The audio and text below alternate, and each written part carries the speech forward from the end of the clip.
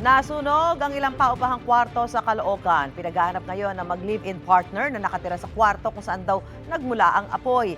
Live mula sa Caloocan, may unang balita si James Agustin. James? Susan, good morning. Inimbestigahan pa ng Bureau of Fire Protection yung sanhi ng apoy na tumupok sa 4 na magkakadikit na paupahang kwarto dito sa Caloocan kanina. Binulabog ng naglalagablab na apoy ang mga residente ng Barangay 12 sa Caloocan.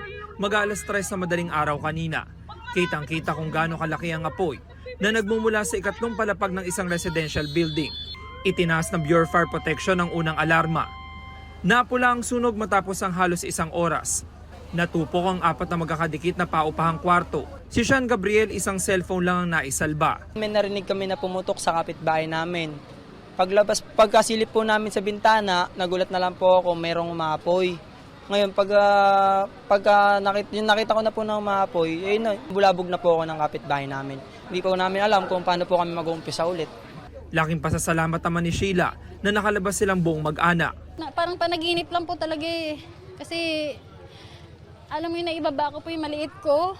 Tapos yung hindi ko po alam kung yung iba, kung naibaba po. Buti na lang po talaga may mga kapitbahay po kami na na nagmalasakit po, na ibinaba din po yung ibang anak po namin. Wala rin silang naisalbang gamit kaya nananawagan si Sheila ng tulong. Sa gustong tumulong po, sana po matulungan niyo po kami kahit na mga damit lang po, wala po talaga kami naisalbang mga damit, sir. Lahat po talaga wala, kahit singkot, kahit mga gamit po ng anak ko, bagong bili ko lang po talaga. Iniimbestigahan pa ng Bureau of Fire Protection ng sanhi ng apoy at kabuang halaga ng pinsala. Hinahanap ngayon ng mga otoridad ang mag-live-in partner na nakatira sa kwarto kung saan umano nagmula ang apoy. May panawagan din sa kanila ang mga taga-barangay. Pagpakita ka para mag-usap tayo, ako ang yung kapitan, para malinawan yung katanungan ng mga Bureau of Fire, tsaka yung mga kapitbahay nyo, bakit ka lumayo. Ayong sabihin, pag sunog, nung time sunog, umalis ka, hindi ka bumalik. Samantala, Susan, yung ilang mga naapektuhang pamilya dito sa sunog ay pansamantala muna tumutuloy ngayon sa Barangay Hall. Yung iba naman ay sa kanilang mga kaanak na naninirahan din naman malapit dito sa lugar.